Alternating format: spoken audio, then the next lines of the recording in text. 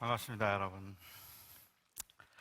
교회 생활을 오래 하신 분들의 가정이나 사업처를 방문해 보면 이 성구를 표구해서 액자로 만들어 걸어 놓은 것을 보게 됩니다. 가게에 성경 구절이 표구된 그 액자가 걸려 있으면 이 집이 혹시 교회를 다니나 하는 생각을 하게 되죠. 그 액자의 그 구절은 그냥 선물로 받아서 걸어 놓은 것일 수도 있겠고, 그 가정의 가훈이나 좌우명, 신앙 고백이나 혹은 마음의 소원을 거기에 담아서 걸어 놓은 것일 수도 있습니다. 그런데 여러분들이 아시는 것처럼 성경은 이 경구 모음이 아니라 이야기입니다. 그렇기 때문에 문맥에서 떼어서 그 구절만 보면 자칫 그 구절의 원래의 의미를 오해하거나 아니면 잘못 이해하는 경우들이 발생할 수 있습니다. 사업처에 가보면 아마 가장 쉽게 발견할 수 있는 말씀이 욥기 8장 7절 말씀이 아닐까 생각합니다.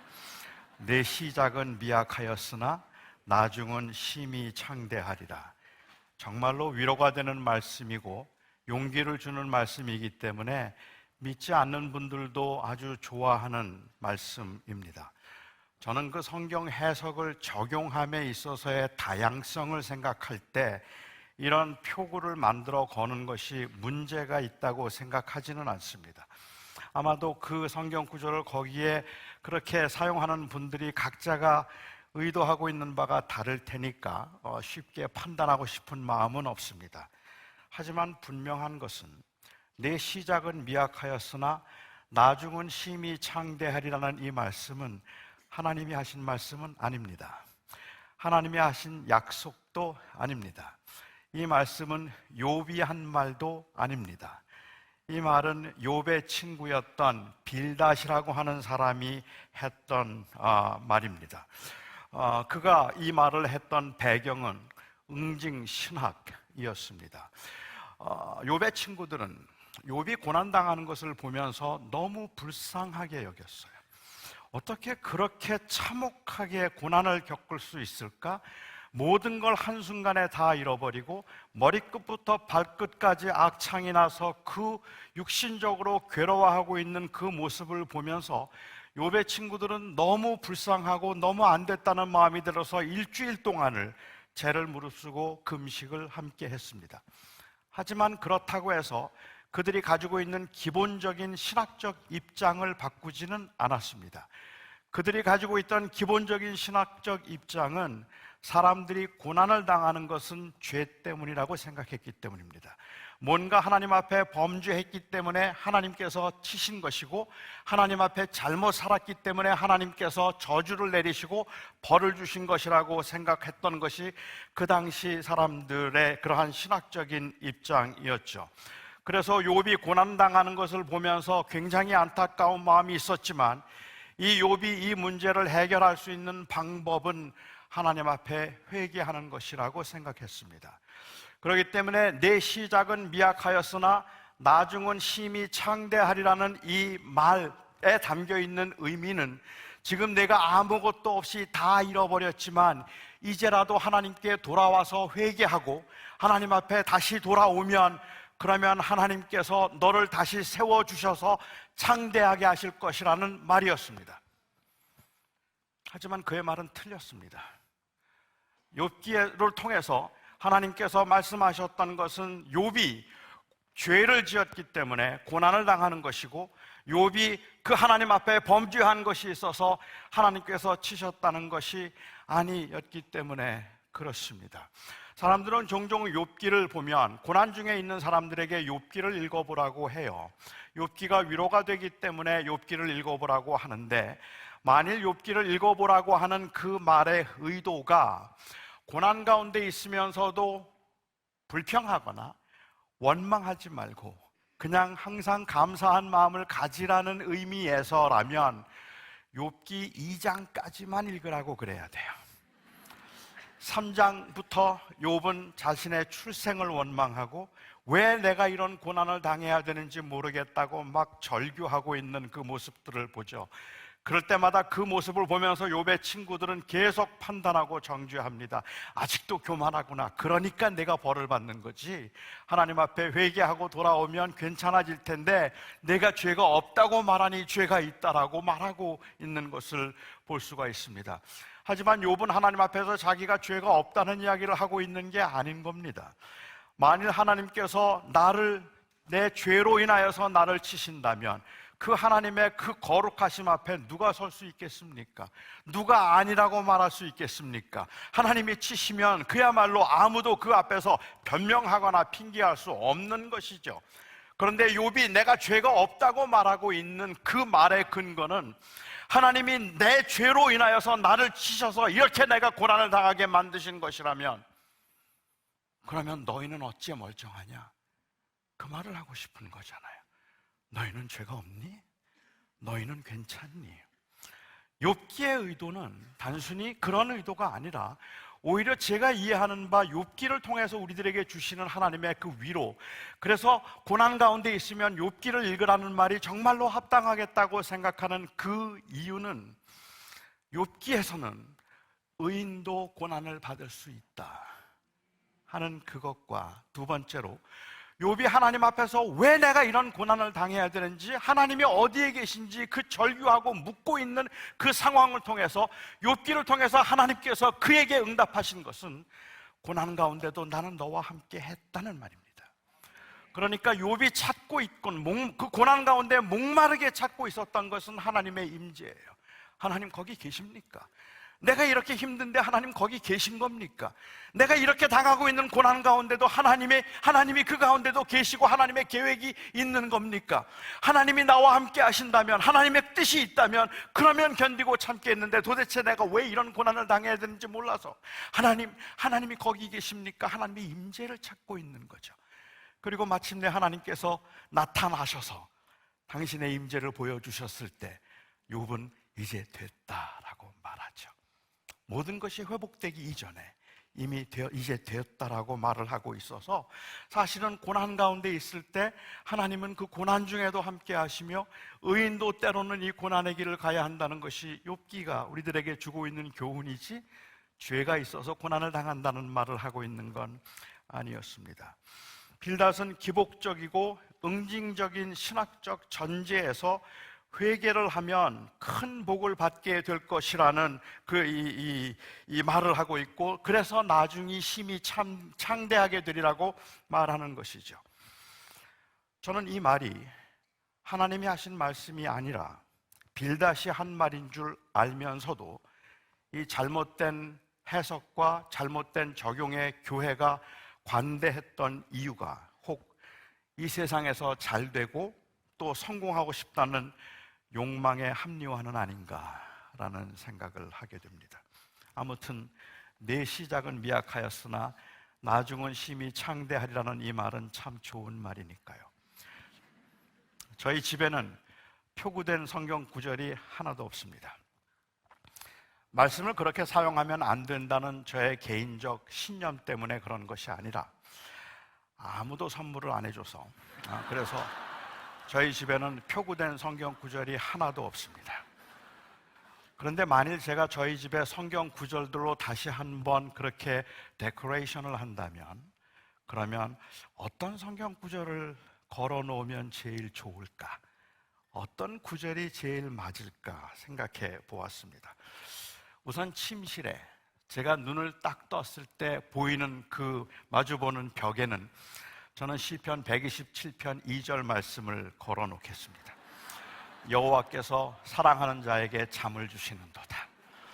여호와께서 사랑하시는 자에게 잠을 주시는도다. 이 말씀을 저는 묵상할 것 같아요. 그리고 제 아내가 눈을 떴을 때 막 보이는 그 벽에는 잠언 24장 33절이 좋아요. 좀 더 자자, 좀 더 졸자, 내가 이 두 손을 모으고 좀 더 눕자 하면 빈궁이 도적같이 말이라. 이 말씀을 제 아내는 묵상하면서 살고, 저는 여호와께서 사랑하는 자에게 잠을 주신다는 말씀을 묵상하며 사는 거죠. 식탁이 있는 곳에는 어떤 말씀이 좋을까? 제가 마주보는 벽에는 디모데전서 4장 4절이 마음에 듭니다. 모든 음식은 하나님께서 주신 바이니 감사함으로 받으면 버릴 게 없느니라. 이 말씀 제가 좋아하죠. 그리고 제 아내가 마주보는 벽에는 마태복음 4장 4절이 좋습니다. 사람이 떡으로만 살 것이 아니요 이 하나님의 입으로 나오는 말씀으로 살 것이니라. 아이들 방에는 잠언 13장 1절입니다. 지혜로운 아들은 아비의 훈계를 듣느니라. 화장실에는 빌립보서 3장 8절 말씀이 좋습니다. 내가 그를 위하여 모든 것을 잃어버리고 배설물로 여김은 그리스도를 얻기 위함이라. 그렇다면 주방엔 어떤 말씀이 좋을까요?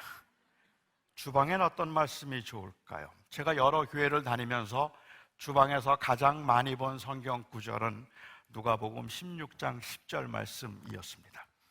지극히 작은 것에 충성된 자는 큰 것에도 충성되고 지극히 작은 것에 불의한 자는 큰 것에도 불의하니라 하는 이 말씀이었습니다. 이 말씀이 주방에 있는 이유는 아무도 주방 일을 원하지 않기 때문이라고 생각했습니다. 주방에서 하는 일, 청소하는 일, 봉사하는 일, 그리고 주차 관리를 하거나 유아실에서 아이들을 돌보는 일들은 작은 일이고 선교, 전도, 설교는 아주 크고 중요한 일이라는 이 이원화된 사고 때문에, 그래서 지극히 작은 일에 충성된 자는, 즉 주방에서 하는 일이 작은 일이지만 여기에 충성된 자가 큰 것에도 충성된 자라고 그런 말씀을 그렇게 그 말씀이 거기에 있지 않을까라는 생각을 했어요. 성경을 공부하고 제자 훈련을 받고 예배를 하는 일은 크고 중요한 일이라고 생각하고 그 외의 일들은 작은 일이라는 그 생각이 그리스도인들의 마음속에 은연중에 있습니다. 아마도 사람들이 이런 인식을 가지도록 하는데 결정적인 영향을 준 이 사건이 있다면 바로 오늘 본문에 나오는 사건이 아닐까 생각합니다. 오늘 본문의 사건을 보면 주님께서는 주방에서 일하던 마르다보다는 턱을 괴고 하나님의 말씀을 듣고 있던 마리아를 오히려 칭찬하신 것처럼 그렇게 보이기 때문에 그렇습니다. 마르다는 많은 일로 분주했지만 몇 가지만이든지 혹은 한 가지만이라도 족하다고 하는 책망 비슷한 말을 들었고, 마리아는 좋은 것을 취하였으니 빼앗기지 아니하리라라고 주님께서 칭찬 비슷하게 말씀하셨습니다. 마리아가 좋은 것을 취하였으니 빼앗기지 아니하리라고 한 이 좋은 것은 도대체 뭘까요? 무엇이 좋은 것일까요? 말씀을 듣는 것이 좋은 것일까요? 저는 주님께서 이 사건을 통해서 말씀을 듣는 것 혹은 종교적인 목회적인 일과 그 외의 일을 이원화시키는 것을 권장하고 있다고 생각하지 않습니다. 주님께서 말씀하신 그 좋은 것, 마리아가 취한 좋은 것은 과연 무엇이었을까 하는 것을 저는 여러분과 함께 좀 나누어 보고 싶습니다. 이 말씀을 이해하기 위해서는 이 말씀 바로 이전에 나오는 선한 사마리아 사람의 비유와 연관시켜서 생각해 볼 필요가 있을 것 같아요. 물론 두 개는 별개의 사건이라고 말할 수도 있겠지만 제가 보기에는 아주 절묘한 아주 조화를 이루고 있기 때문에 그렇습니다. 한 율법학자가 예수님을 찾아왔습니다. 그리고 예수님에게 물었습니다. 선한 선생님, 어떻게 하면 영생을 얻을 수 있겠습니까? 어떻게 하면 영생을 얻을 수 있겠습니까? 물었습니다. 그는 구도적인 자세로 정말 어떻게 하면 내가 영생을 얻을 수 있을까 하는 간절한 마음으로 한 것이 아니라 오히려 예수님을 시험함으로 자기의 의를 드러내기 위해서 이 질문을 했습니다. 그러니까 어떻게 하면 내가 영생을 얻을 수 있습니까? 라는 그 말을 통해서 이 율법학자가 보이고 싶었던 것은 내가 영생을 받기에 합당한 사람인 것을 예수님이 알까 모를까를 시험하시는 거죠.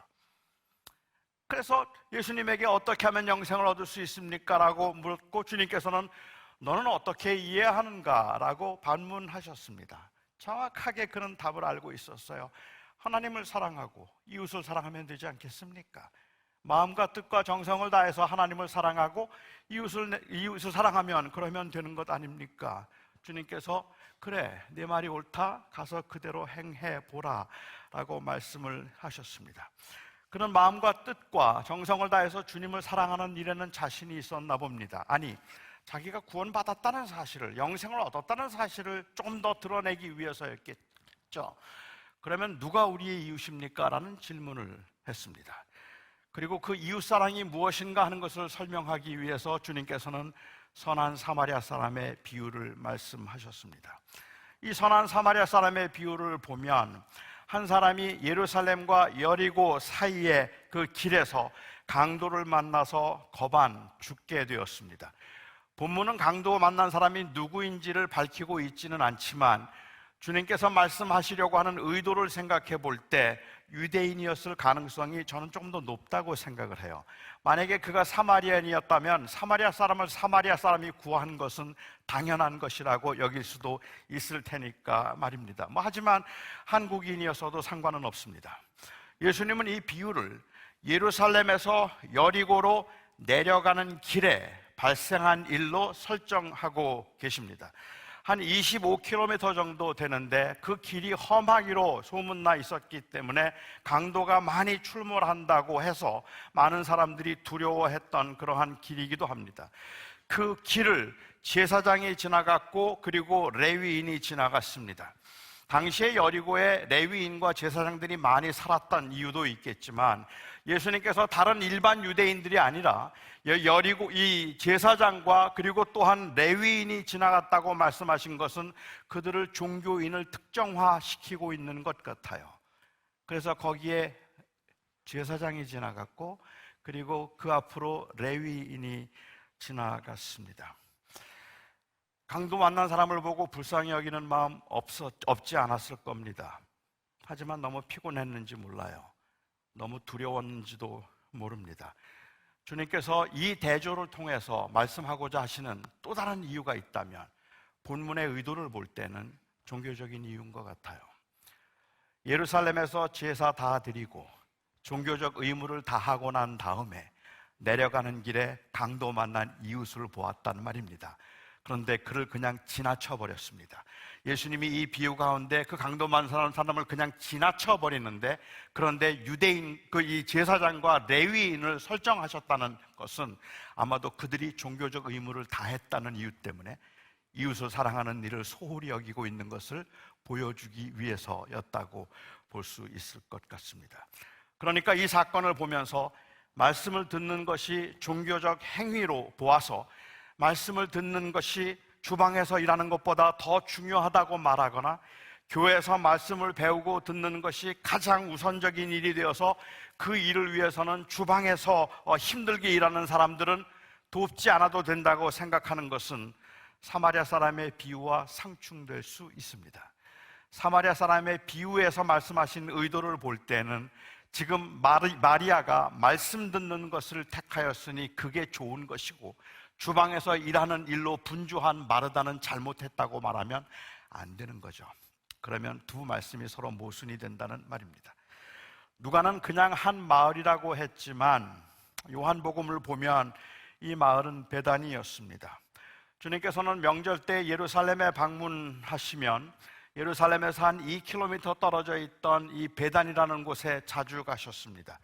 요한이 증언하는 대로 사랑하는 제자 나사로가 있었기 때문이고, 또한 그 이 마르다와 마리아가 그곳에 살고 있었기 때문입니다. 한글 성경에서는 마르다가 언니였다고 번역이 되었는데 정확히는 누가 언니였는지는 알 길이 없습니다. 그냥 저는 그럼에도 마르다가 언니였다고 전제하고 주님께서 이번 명절에도 오셔서 자기의 집에 들르셔서 점심 식사를 하실 것임을 알고 있었다고 생각하고 한번 이 이야기를 각색해 보겠습니다. 마르다와 마리아, 이제 주님께서 오신다는 소식을 들었습니다. 주님께서 방문하신다는 소식을 듣고 마르다하고 마리아는 너무 기뻤습니다. 너무 좋았습니다. 마음이 설레이고 너무 흥분되었어. 주님을 너무 사랑했기 때문입니다. 그래서 둘이 의논을 하기 시작했을 겁니다. 이번에 주님이 오시면, 긴 여행에 오시는데 주님 오시면 뭐 해드리면 좋을까? 무슨 음식을 해드리면 주님이 좋을까? 지난번에 보니까 주님께서 탕수육 좋아하시더라. 이번에는 팔보채 양장피 어떨까? 한 자매가 이야기해요. 그거 진짜 좋겠다. 그래, 그러면 우리 팔보채 양장피로 할까? 그러자 다른 자매가 이야기를 해요. 아니, 지난번에 우리 탕수육 해드렸으니까 이번에는 갈비냉면 어때? 그것도 좋겠다. 그러면 주님 오셨을 때 갈비와 냉면을 해드리도록 하자. 둘이 너무 마음이 맞아서 너무 행복해하고 너무 좋아했어요. 그런데 갈비와 냉면은 좀 심심해요. 갈비 냉면, 그래도 냉면에는 빈대떡이 있어야 되지 않을까? 우리 빈대떡도 하나 더 해드리면 어떨까? 그래, 빈대떡 주님 좋아하실 거야. 우리 빈대떡도 하나 더 만들어 드리자. 그래, 그런데 냉면은 역시 만두지? 만두도 좀 해드리면 어떨까? 만두도 하기로 했어요. 갈비, 냉면, 만두, 빈대떡, 나물 몇 가지. 주님을 너무 사랑했기 때문에 주님을 기쁘시게 하겠다는 마음을 가지고 그들은 그렇게 음식을 만들기로 준비를 했습니다. 그리고 너무너무 행복해 했습니다. 드디어 주님이 오셨습니다. 여러분 아시는 것처럼 주님을 청해서 잔치를 하는 것은 그렇게 쉬운 일이 아닙니다. 주님을 청하면 기본으로 따라오는 남자가 12입니다. 그래서 그 잘 먹는 식성 좋은 12명의 남자아이가 같이 따라오기 때문에 어김없이 잔치가 되죠. 그뿐입니까? 그 동네 병자들, 그리고 또한 유지들, 관심 있는 사람들이 다 들어오고 나면 그러면 어김없이 잔치가 되는 겁니다. 하지만 그들은 너무 행복했습니다. 주님을 사랑했으니까, 그리고 주님을 기쁘시게 해드리고 싶었으니까. 드디어 주님께서 오셨습니다. 이번에도 어김없이 12명의 그 식성 좋은 남자들을 대동하셨어요. 주님의 일행이 도착하자마자 마르다는 마음이 분주해졌습니다. 아무리 음식을 미리미리 준비해도 손님이 오면 그 다음에 주인은 바빠지는 법이잖아요. 음식 데워야 하고 음식 끓여야 하고 전도 부쳐야 되고 정신이 없습니다. 먼 거리 여행하시느라고 엄청 피곤하시고 시장하신 주님, 빨리 음식을 해드려야 되겠다는 마음이 조급해지면 조급해질수록 일이 제대로 진행되지 않아서 더 마음이 급한 거예요. 그래서 마르다가 막 마음이 급해서 이리 뛰고 저리 뛰면서 음식을 막 준비하고 있는데 마리아가 안 보여요. 마리아 어디 갔어? 마리아. 아니 이렇게 바쁜데 마리아 어디 간 거야? 마리아. 그리고 마리아를 찾다 보니까 마리아가 주님의 이 앞에서 턱을 괴고 앉아서 말씀을 듣고 있는 거예요. 아마 제가 짐작할 때는 마르다가 마리아에게 계속 손짓을 했을 것 같아요. 가서 이 사인을 보냈겠죠. 빨리 나오라고. 너무 바쁜데 거기 앉아있으면 어떡하느냐고, 빨리 좀 나오라고. 마리아가 마르다 봤을 겁니다. 보고 난 다음에는 그 다음에는 못 본 척해요. 주님만 보고 있어요. 그리고 말씀을 듣고 있는 겁니다. 계속 손짓을 하지만 보지 않고 있는 그 마리아가 너무 야속했고 섭섭했고 나중에는 그런데 가만 내버려 두시는 주님이 섭섭했어요.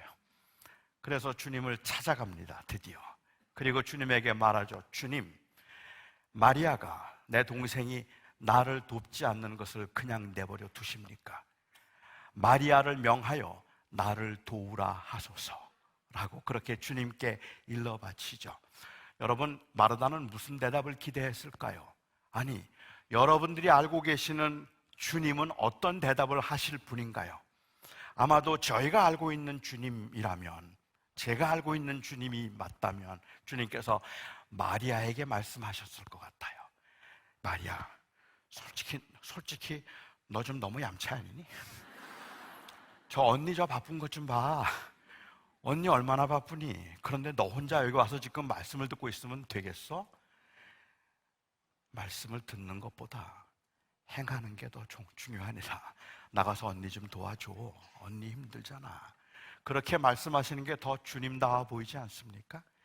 오히려 주님께서는 그런 상황이 된다면 지금 가서 언니 도와주고 이따 저녁 때 넌 따로 내가 이 성경 가르쳐 줄게 라고 말씀하시면 더 주님다울 텐데, 오히려 주님께서는 마르다를 향하여서 말씀하십니다. 마르다야, 내가 많은 일로 분주하구나. 그러나 몇 가지만 혹은 한 가지만이라도 족한데 마리아가 좋은 것을 택했다라고 말씀하셨습니다. 그리고 마리아는 그걸 빼앗기지 아니할 거다. 몇 가지만 하든지 혹 한 가지만이라도 족하다는 말씀이 그렇게 요란하게 잔치하려고 하지 말고 음식 많이 만들려고 하지 말고 김치찌개 하나면 돼, 한 가지만이면 된다, 그런 뜻이라고 보아도 될까요? 주님을 기쁘시게 하겠다고 정성스럽게 차리는 밥상이 부담스럽다는 말일까요? 아니면 주님께서는 먹는 것보다는 말씀을 듣는 것을 더 귀하게 여긴다는 그러한 의미일까요? 그래서 만일 마리아가 취한 좋은 것이 주님 앞에서 말씀을 듣는 것이었다고 마르다가 이해했다면 그날 주님 점심 못 드셨습니다. 마르다가 말하겠죠. 그래요 주님? 그럼 저도 말씀 듣겠습니다. 그 피곤한 일 왜 하겠어요? 앞치마 걷어 그냥 벗어버리고 주님 앞에 앉아서 말씀을 들었을 겁니다. 그런데 마르다는 그렇게 이해하지 않았습니다. 그렇게 이해하지 않았던 것 같아요. 주님께서 마지막 유월절을 보내기 위해서 베다니에 한 번 더 들르셨을 때, 그때 요한복음 12장을 보면 주님께서는 그때는 이 시몬 사람, 병고침을 받았던 시몬, 이 나환자 시몬의 집에 계셨습니다. 그곳에서 식사를 하실 때 그날 마리아는 정말로 혁명적인 일을 합니다.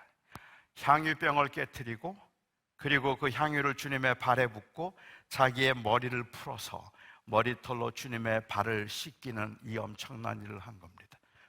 어떤 분들은 생각하기를 마르다는 아주 활동적이고 주동적인 반면에 마리아는 사색적이고 그리고 또한 차분했을 것이라고 하는데 저는 정반대 같아요. 당시 남자들만 앉아서 말씀을 듣는데 그 앞에 여자가 들어가서 말씀을 함께 듣겠다고 앉아있는 것 자체가 이미 혁명입니다. 이건 아무나 할 수 있는 일이 아니에요. 그런데 마리아는 그 앞에서 말씀을 듣고 있었단 말입니다. 여자들이 남자들 앞에서 머리를 푸는 것은 창기들이 하는 일이라고 이해하고 있던 당시의 문화에서 마리아가 머리를 풀어서 주님의 발을 씻기는 일은 가히 혁명적인 일인 겁니다. 이거 아무나 할 수 있는 일이 아니라서 제가 생각하기에는 마리아가 아주 엄청난 혁명가예요. 그래서 그는 그 일을 하고 있었는데 그날 마르다 뭐 하고 있었을까요? 요한복음 12장은 의도적인지는 모르지만 요한복음 12장에는 마르다는 일을 하고 있었는데 라고 기록을 해요. 여기에 일을 하고 있었단 말은 많은 학자들이 생각하는 것처럼 주방에서 음식을 만들거나 음식을 대접하는 그 일을 하고 있었다는 의미입니다. 도대체 마르다는 순종을 모르는 여인입니까? 배움이 없는 여인입니까? 그만큼 망신당했으면 이제는 주님 오시면 말씀 먼저 들어야지. 또 주방에 가 있어요. 그리고 또 주방에서 그 일을 하고 있어요. 아니요, 마르다는 그렇게 이해하지 않았습니다. 이번에 달라진 점은 마리아가 무엇을 하든지 그 전보다 훨씬 더 혁명적인 일을 하고 있지만 마르다의 눈에는 그게 그렇게 중요하지 않았어요. 자기는 그냥 자기의 일을 하면 되는 거예요. 자기는 그 주방에서 주님을 위해서 음식을 만드는 일을 하고 있는데 그전과 같은 불평과 원망이 아니라 오히려 기쁨과 오히려 감사함으로 그 일을 하고 있었다는 말입니다. 주님이 말씀하신 좋은 것, 말씀을 듣는 게 아닙니다. 마리아가 택한 좋은 일은 여전히 주님을 바라보고 있는 것입니다. 여전히 주님만 바라보고 있는 것입니다. 마르다는 주님을 기쁘시게 하겠다고 여러 음식을 장만하느라고 분주했지만 그 분주함 때문에 주님을 놓친 겁니다. 주님을 섬기려고 기쁜 마음으로 시작했는데 주님과 마리아 사이에, 이 마르다 사이에 마리아가 끼어들어서 이제는 마리아 보느라고 주님을 볼 수 없었던 겁니다. 그래서 그는 그 기쁨은 불평으로 바뀌었고 원망으로 바뀌어서 주님을 섬기는 그 일이 이제는 기쁨의 일이 아니라 오히려 짜증나는 일이고 화가 나는 일이 되어버린 겁니다. 마르다가 놓친 건 뭘까요? 말씀을 듣는 게 아닙니다. 말씀을 듣는 것이든 아니면 주방에서 일을 하는 것이든 마르다가 놓친 것은 주님을 보는 것입니다. 주님 보는 대신 마리아를 보고 있는 것이 그의 문제였다는 말입니다. 이 사건은 단순히 주방일이 더 중요한가 아니면 성경 공부가 더 중요한가에 관한 것이 아닙니다. 이 사건은 목회가 더 거룩한 일인가, 주차 관리나 유아를 돌보는 일이 더 거룩한 일인가에 관한 것이 아닙니다. 거룩함은 무엇을 하는가로 결정되는 것이 아니라 누구를 위해서 하는가로 결정되는 것입니다. 거룩함이란 그냥 단순히 내가 무엇을 하고 있는가로 결정되는 것이 아니라 내가 누구를 위해서 살아가고 있는가에 의해서 거룩함이 결정되는 것이라는 말입니다. 여러분은 이 설교가 거룩한 일이라고 생각하십니까? 제가 지금 하고 있는 이 설교가 거룩한 일이라고 생각하십니까? 만일 제가 지금 이 자리에서 설교를 하면서 이 많은 사람들 앞에서 내가 얼마나 유명해질 수 있을까를 생각하고 내 명성과 내 명예를 생각하고 내가 인정받는 설교자가 되기 위해서 나 자신을 위해서 지금 이 자리에서 설교를 하고 있다면 그래도 이 일이 거룩한 일이라고 말씀하시겠습니까? 제가 하나님의 원하심과 주님의 뜻이 무엇인가를 드러내고 그래서 여러분들이 예수 그리스도를 정말 온전히 주목함으로 다시 여러분들이 회복되기를 원하는 간절한 마음이 아니라 이 설교를 통해서 내가 얼마나 유명해질 수 있는가를 생각하면서 거기에 관심을 가지고 제가 지금 이 설교를 하고 있다면 이 일은 세속입니다. 이 일은 거룩한 일이 아닙니다. 설교 자체가 거룩한 것이 아닙니다. 그 설교를 통해서 그리스도를 드러낼 때 거룩한 것입니다. 여러분이 직장에서 하고 있는 일들, 그 일이 세속이 아닙니다. 그것이 여러분들의 그냥 단순히 밥벌이가 될 때 세속이 되는 겁니다. 우리가 무엇을 하든지 내가 살아도 주를 위하여 살고 죽어도 주를 위하여 죽나니 나는 사나 죽으나 주의 것이라는 그 믿음의 고백을 가지고 우리에게 주어진 삶에서 항상 하나님을 바라볼 수 있을 때 그때 비로소 그 일이 거룩한 일이 되는 것입니다. 저는 26년 동안 미국에서 목회를 했습니다. 그리고 60세가 되었을 때 은퇴를 했습니다. 엄밀히 말하면 은퇴라기보다는 한 5년 됐는데요. 은퇴라기보다는 이제 목회 사역을 이제 마감하고 좀 다른 사역을 하고 싶었다는 게 조금 더 정확한 표현일 수도 있겠다는 생각이 듭니다. 제가 그렇게 목회 사역을 은퇴하고 난 후에 제법 여러 번 질문을 받았습니다. 목회할 때 가장 힘들었던 게 뭡니까? 라는 질문을 우리 후배 목사님들에게 종종 받습니다. 부족한 사람이 목회를 하다 보니까 안 힘든 게 뭐였냐고 묻는 게 맞을 텐데 목회하면서 제일 힘들었던 게 뭐냐고 말하면 뭐 다 힘들었다는 말이 맞는 말이겠지만 설교 준비도 힘들었고 그리고 이 교인들의 그 관계를 회복하는 것, 교회 비전을 세우는 것, 뭐 아니면은 이 건강한 목회를 하는 것, 다 쉽지 않은 일들이었지만 그 26년의 목회를 돌아보면서 가장 힘든 게 무엇이었는가 묻는다면 지금 이 시간에 여러분들 앞에 제가 할 수 있는 고백은 주님만 보는 게 제일 힘들었습니다. 주님만 보는 게 너무 힘들었습니다. 제가 목회를 하면서 언제 울었나, 언제 웃었나 생각해 보면 목회가 사람들이 나를 인정해 줄 때 웃었고 사람들이 나를 인정해 주지 않을 때 울었습니다.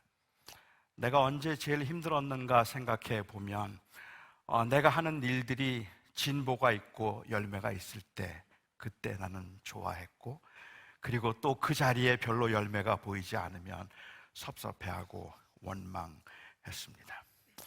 목회 중에 힘든 일이 생기면 그 힘든 일 때문에 저는 주님을 보지 못했습니다. 목회하는 중에 성공과 부흥을 보면 그 성공과 부흥 때문에 저는 주님을 보지 못했습니다. 제 경우에는 가장 큰 문제가 저의 교만이었습니다. 저는 제가 나름대로 열심도 있고 그리고 나름대로 잘 준비하고 성실하게 목회를 한다고 생각했고 나름대로 순수하게 목회를 하겠다는 이 열정으로 목회를 한다는 자부심도 있었습니다. 비록 제가 장애를 가지고 있기는 하지만 그래도 나름대로 누구보다도 나는 열심히 그리고 누구보다도 성실히 목회한다는 그러한 자부심이 저에게 있었어요. 그런데 아무도 나를 도와주지 않는 것 같았어요. 혼자 이렇게 하는 것 같고 나를 도와주지 않는 것 같고 특별히 제가 바쁘거나 분주하거나 뭔가를 더 하고 싶을 때는 아무도 나를 제대로 도와주지 않는 것 같아서 자꾸만 화가 나고 자꾸만 섭섭했습니다. 제 눈에 자꾸 마르다가 보이는 거예요. 다 마르다 같아서. 그래서 너무 섭섭해서 화를 내기도 하고 낙심되기도 하고 그러다가 조금 인정받는다 싶으면 마치 제가 열심히 한 것에 그 이 인정을 받는 것 같아서 그래서 또 그것을 은근히 자랑하기도 했습니다. 저는 저의 시선이 그리스도에게 고정된 것이 아니라 어쩌면 제 목회의 성공과 그리고 또한 그 인정에 목말라 있었기 때문에 원망도 많았고 또 다른 사람들에 대한 섭섭함도 많았지 않았을까라는 생각을 합니다. 처음부터 그랬던 거 아닙니다. 처음에는 그러지 않겠다는 마음으로 시작을 했거든요. 저는 제가 고등학교 2학년 때 처음 목사가 되겠다고 헌신의 기도를 했습니다. 사실 저희 가정에는 목사가 아무도 없습니다. 저희 가정에는 목사가 아무도 없는데 제가 고등학교 1학년 때 처음 교회를 나가고 고등학교 2학년 때 예수님을 인격적으로 만나고 난 다음에 너무 좋아서 저 목사 되고 싶다고 기도했습니다. 제가 고등학교 2학년 때 목사가 되겠다고 기도하고 헌신하면서 시작한 기도가 있었어요. 그것은 제가 목사가 되겠다는 마음은 그 욕망은 있는데 열망은 있는데 그런데 자신이 없었기 때문입니다. 저는 제가 태어나고 8개월 되었을 때 소아마비 장애인이 되었습니다. 그러니까 저는 평생을 장애인으로 산 셈입니다. 저는 제가 장애인으로 살면서 제가 너무 약하다는 것에 대한 일종의 자격지심, 열등감이 있었고 나는 강해야 된다는 생각을 항상 하고 있었기 때문에 열심히 공부했습니다. 공부 진짜 열심히 했어요. 잘했느냐고는 묻지 마세요. 그냥 열심히 했습니다. 남들이 하는 운동도 다 하려고 했었고 남들 앞에서 제 성격과 다르게 까불기도 하고 모든 대화를 주도하기도 했습니다. 약해 보이면 안 된다고 생각했기 때문에 그랬던 거죠. 저는 제가 약하지만 약한 게 걸리면 안 된다는 생각이라서 길을 가다가 넘어지면 누군가 저에게 찾아와서 손을 잡고 일으켜 주려고 하는 게 제일 자존심이 상하는 거예요. 들킨 것 같아요. 그냥 와서 깔깔 웃는 친구들이 좋아요. 바보같이 왜 넘어졌어? 하고 말해주면 나를 자기들처럼 생각해 주는 것 같아서 그래서 그게 고맙더라고요. 저는 중학교, 고등학교를 한 20분 걸어 다녔는데 제 기억에 저는 20분 동안 걸어 다니는데 한 번도 그 짧은 거리였지만 큰 길로 간 적이 없었습니다. 저는 항상 뒷길로 갔습니다.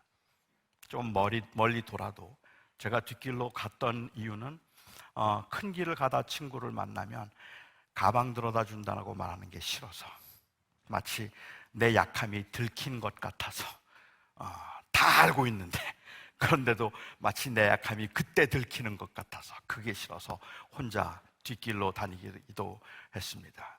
그랬던 제가 목사가 되고 싶은 마음은 있는데 제가 목사할 수 있을까요? 그래서 제가 고등학교 2학년 때 목사 되겠다고 헌신하면서 기도를 시작했습니다. 4년 동안 하루도 빼놓지 않고 했던 기도입니다. 하나님, 제 다리 좀 고쳐주세요. 저 좋은 목사 되겠습니다. 저 진짜 주님 섬기고 저 진짜 주님의 교회를 위해서 복음을 위해서 진짜 잘 살고 싶습니다. 제 다리 좀 고쳐주세요. 절 좀 강하게 해달라는 기도였습니다. 나를 좀 강하게 해주셔서 제가 이 세상에서 주의 영광을 드러낼 수 있는 훌륭한 주의 종이 되게 해주세요. 그 기도 4년 동안 했습니다. 대학교 2학년 때 4년 되는 그 해 대학교 2학년 때 미국에 제가 있을 때였는데요. 어느 이 차를 운전하고 가다가 한 교회 옆을 지나게 되었는데 그 교회에 간판이 하나 붙어 있더라고요. 오늘 밤에 신유 집회 있다고. 거기에 간판이 붙어 있었어요. 그래서 제가 저기 가서 기도를 한번 받아봐야 되겠다 생각을 하고 그날 저녁에 그 신유 집회 모임에 제가 참석을 했습니다. 한 30명쯤 모였었어요. 그리고 목사님들 5명이 이 강단 위에 5명이 앉아 계시고, 그리고 한 분씩 한 분씩 앞으로 나오면 머리에 손을 얹고 안수 기도를 해 주었습니다. 제 차례가 되어서 제가 나갔더니 한 목사님이 제 머리에 2 손을 얹고 기도를 하는데 정말로 땀을 비오듯 쏟으면서 3분, 5분 동안 저를 위해서 간절하게 기도를 해 주었습니다. 저는 그게 너무 감동이 되었고 너무 큰 위로가 되었어요. 그 신유 집회는 인위적이지 않았고, 그 신유 집회는 뭐 그렇다고 해서 막 억지스럽지 않고 요란하지 않고 그냥 진심을 담아서 저를 위해서 기도해 주는 그게 너무 고마워서 정말 마음에 큰 위로를 받았습니다. 그리고 제가 자리에 들어가 앉았는데 목사님 중에 한 분이 설교를 하셨습니다. 그리고 그날 그 설교가 제 마음을 뒤집어 놓기 시작했습니다. 저는 제 마음속에 그런 분노 아니면 그런 섭섭함이 있다는 걸 그때 처음 알았어요. 목사님의 설교를 듣는데 막 화가 치밀어 오르는 거예요. 너무너무 속상하고 화가 나는 거예요. 그날 그 목사님의 설교가 그리 대단한 것도 아니에요. 목사님의 설교는 그냥 믿음으로 기도하면 무슨 병이든지 다 낫는다예요. 믿음으로 기도하면 무슨 병이든지 다 낫는다는데, 그런데 왜 그렇게 화가 납니까? 그러니까 지난 4년 동안 내가 기도했는데 믿음이 없어서 안 고쳐주신 거라고. 그러면 하나님이 기대하시는 믿음은 도대체 뭔데? 무슨 믿음을 하나님께서 원하시는데 내 병을, 내 다리를 고쳐주지 않는 거지? 그게 너무 화가 나서 4년 동안 기도하는 것이 억울하기도 해서, 그래서 제가 그걸 참지를 못하고 예배 다 마치고 난 다음에 목사님을 찾아갔습니다. 목사님께 제가 여쭈었어요. 목사님, 정말 믿음으로 기도하면 무슨 병이든지 다 낫습니까? 그러자 그 목사님이 저를 보고 말씀하세요. 믿음으로 기도하면 무슨 병이든지 다 낫지. 정말 그렇습니까? 그렇지, 그래요. 저는 그때 바울 이야기하고 싶었거든요. 바울에게 육체에 가시가 있었잖아요. 우리는 바울의 병이 뭔지는 정확하게 모릅니다. 어떤 학자의 기록에 의하면 바울에게는 39가지의 병이 있었다 그래요. 그러니까 그는 걸어다니는 종합병원이에요. 그런데 사실 40에 하나 감한매 39대씩 5번만 맞았다면 뭐 온몸이 그 골병이 든 건 그건 당연하겠죠. 그래서 그가 이 극심한 그 위장병이었다고 말하는 사람도 있고, 간질 환자였다고 말하는 사람도 있고, 그리고 클레멘트의 기록에 의하면은 등이 굽었던 곱취였다고 말하는 사람도 있고, 뭐 신경쇠약을 앓았다는 사람도 있고, 뭐 병이 너무너무 많아요. 그 중에 특별히 바울을 괴롭혔던 어떤 한 가지 병이 있는 것 같아요. 그것을 바울은 육체의 가시라고 불렀습니다. 너무너무 괴로워서 이게 복음의 진보에 도움이 되지 않는다고 생각해서, 그래서 그는 하나님께 기도했습니다. 육체의 가시를 거두어 달라고 3번 기도했죠. 나았나요? 낫지 않았잖아요. 그런데 그래서 제가 그 이야기를 하고 싶었어요. 근데 목사님이 먼저 그 이야기를 해요. 바울에게 육체의 가시가 있었지. 네, 그가 그 가시를 고쳐달라고, 거두어달라고 3번 하나님 앞에 기도했는데 그 병이 나았을까? 안 나았습니다, 목사님. 그러자 그 목사님이 말하기를 나았다 그래요. 아니요, 낫지 않았습니다. 목사님이 계속 나았다고 말하면서 그는 그 육체의 가시가 너무 괴로워서 하나님 앞에 그것을 거두어 달라고 기도를 했는데, 하나님께서 3번의 기도 끝에 그에게 응답하시기를 내가 받은 계시가 너무 크기 때문에 너로 하여금 교만하지 않도록 하기 위해서 내 몸에 육체의 가시를 두었다 말씀하시고, 내 은혜가 네게 족하니 너는 그 약함을 가지고 있으나 그 약함을 통하여 결국은 내 강함을 드러내게 될 것이다. 너의 약함이 곧 강함이라는 주님의 음성을 들었지. 그렇습니다. 그리고 목사님이 저에게 물어요. 그리고 난 다음에 또 기도했을까? 그래요. 아니요. 그러면 그 병 나았지. 이제는 더 이상은 그건 병이 아니라 오히려 하나님을 섬기도록 하기 위한 하나님의 은사지. 하나님께서 그것을 통하여서 더 하나님을 의지하게 만들기 위한 수단이지, 그것은 그를 괴롭히고 고통스럽게 만드는 것은 아니지. 여전히 고통과 불편함은 남아있지만 거기에 하나님의 뜻과 계획이 있음을 발견하고 난다면 그건 더 이상은 병이 아니야. 그날 제 병이 나았습니다. 그날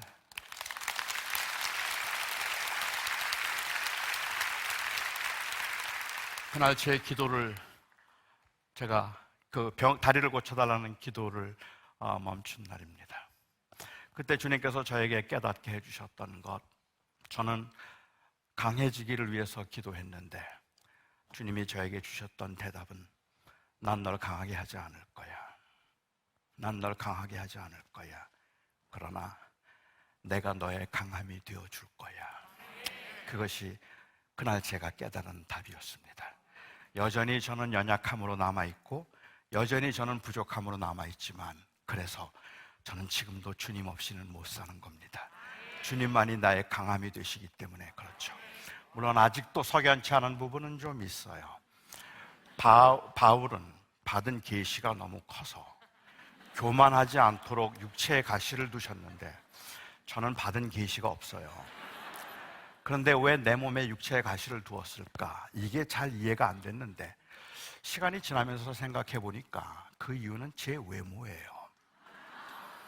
여러분도 지금 보시는 것처럼 이 외모로 목사 안 하고 연예인 한다 그럴까 봐 하나님께서 육체의 가시를 두시고 그래서 그냥 목사 되게 하신 것이죠. 뭐 사실 보시는 대로 목사하긴 좀 아까운 외모기는 하죠. 그래서 저는 처음 목사가 될 때, 그리고 목사가 되겠다고 헌신하면서 처음 목사가 됐을 때 주님께서 저에게 주셨던, 깨닫게 하셨던 대답은 너는 강하지 못하지만 내가 너의 강함이 되어줄 거야. 그래서 나는 절대로 너를 떠나지 아니하고 너와 함께하며 너를 통하여 영광을 받을 거야. 그게 제 목회의 길을 걸었던 시작인데, 정작 목회를 하면서 저는 주님을 못 봤어요. 자꾸만 제가 보이는 거예요. 내가 이만큼 했으면 이제는 열매를 맺어야 되는 거 아니야? 내가 이만큼 했으면 이제는 조금 더 인정을 받아야 되는 거 아니야? 그런데 왜 사람들이 나를 도와주지 않는 거지? 왜 저 사람들은 저렇게 하는데 왜 나는 안 되는 거지? 사람들이 보이기 시작하니까 그다음부터 주님을 못 보더라고요. 주님을 보지 못하고 마리아가 크게 보이기 시작하는 그 순간부터 제 마음속에 기쁨을 잃어버렸습니다.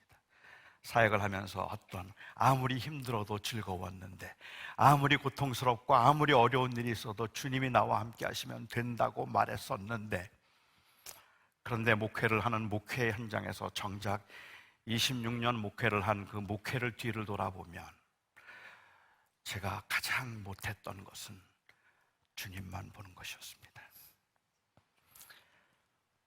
저는 한국 교회가 마르다의 실수를 범하고 있는지도 모른다고 생각합니다.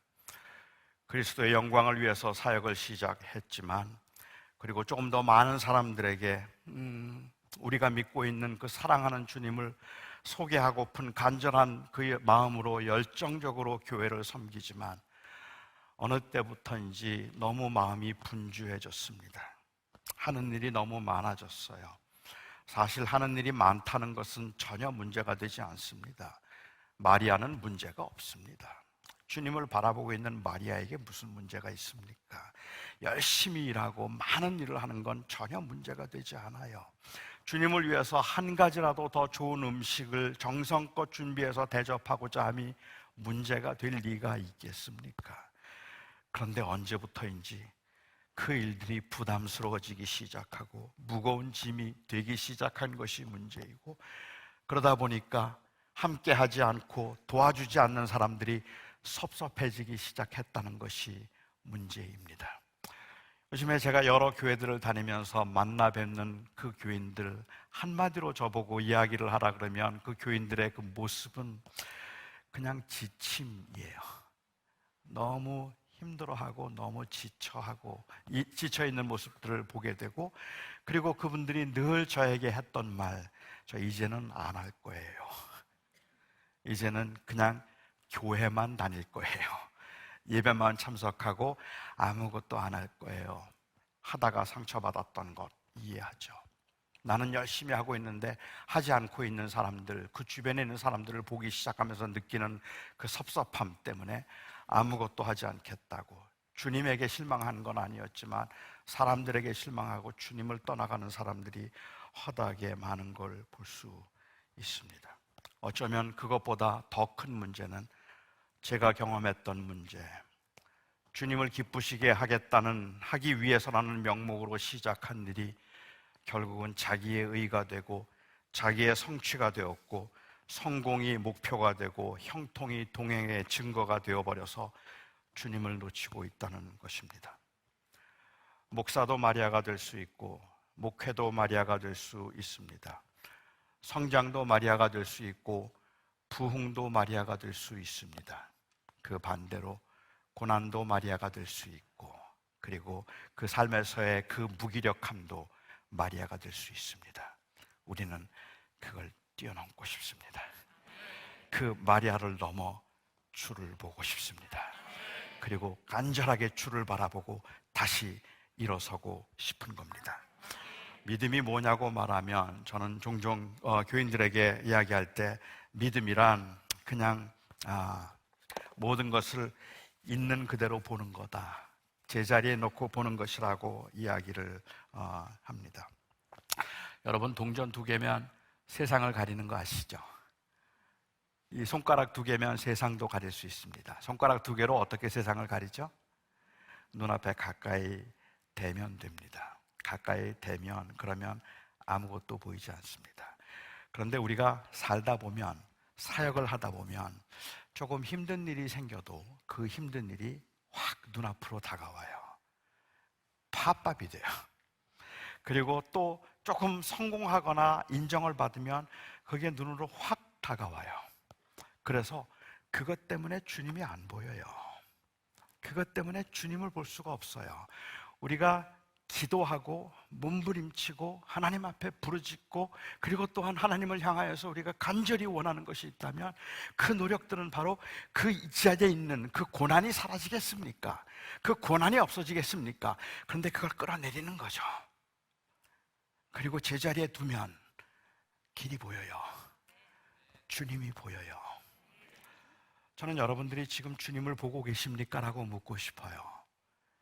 환난 때문에, 고난 때문에, 역경과 아픔 때문에, 지금 내 앞에 나를 가로막고 있는 그 엄청난 장애물 때문에 저는 그것들이 얼마나 힘든 일인지를 당연히 알고 있지만, 그래서 그것을 결코 가볍다고 여기고 싶지 않지만, 그럼에도 불구하고 이 모든 것보다 더 크신 주님, 이 모든 문제를 해결하시는, 이 모든 문제의 주인이 되시는 그 주님만 바라보면 되는 거죠. 저는 제 목회에 실패했습니다. 그런데 제가 이 자리에 있습니다. 제가 이 자리에 있는 이유는 제가 주님을 주목할 수 있었기 때문이 아니라 주님은 저를 한 번도 놓친 적이 없기 때문입니다. 그 은혜 때문입니다. 제가 주님을 보지 않고 있을 때에도 주님은 저를 보고 계셨어요. 제가 주님을 보지 않고 다른 것을 보면서 절망할 때도 안타까운 눈으로, 사랑스러운 눈으로 주님은 저를 보셨어요. 그리고 그럴 때 이제 저는 그 주님의 눈과 좀 마주쳐 보고 싶은 거예요. 그 주님을 좀 같이 보고 싶은 거예요. 그 사랑의 주님을 보고 싶다는 말입니다. 사랑하는 성도 여러분, 지금 이 시대가 믿음으로 살아내기가 얼마나 어려운 시대인지 너무 잘 압니다. 옛날의 영광과 옛날의 부흥을 회복해보자고 몸부림을 쳐도 아마 그전처럼 그렇게 잘 될 것 같지도 않고, 여러분들이 가지고 있는 개인적인 열심들, 내가 한때는 꽤 열심이었는데 그 열심을 한번 회복해보자고 애를 써도 이게 잘 되지 않아서 그냥 넘어지고 쓰러지고 조금 열심을 내는 것 같다가 다시 시들해지는 우리의 모습을 보면서 낙심하고 좌절할 때가 있을 겁니다. 그런데 여러분, 잊지 마시기 바랍니다. 그럴 때에도 주님은 여러분을 안 놓치고 있습니다. 주님은 여러분을 보고 있습니다. 그래서 이 시간에 우리가 때로 한눈을 파는 일이 또 발생할지라도 우리가 오늘 이 밤에 기도하며 간절히 원하는 것이 있다면 주님 보고 싶습니다. 내 앞에 나를 가로막고 있는 그 마리아를 넘어서 주를 보고 다시 회복되고 싶습니다 하는 그 간절한 마음이라고 생각합니다. 오늘 이 기도회를 통해서 우리 주 예수 그리스도만 영광을 받으시기 바랍니다. 기도하겠습니다. 사랑하는 나의 아버지 하나님, 너무 감사합니다. 주님께서 저를 놓지 않으셔서 감사합니다. 저는 자꾸 다른 것들이 보여서 실망하고 원망하고 그리고 불안해하고 두려워할 때에도 주님은 한결같은 그 눈길을 저에게 보내주셔서 제가 보고 싶을 때마다 주님의 눈을 볼 수 있어서 너무 감사합니다. 오늘 이곳에 함께한 사랑하는 성도들을 주님께서 붙드셔서 오직 예수 그리스도를 다시 바라보는 아름다운 일이 있게 하여 주시옵소서. 우리의 생명이신 예수 그리스도의 이름으로 기도합니다.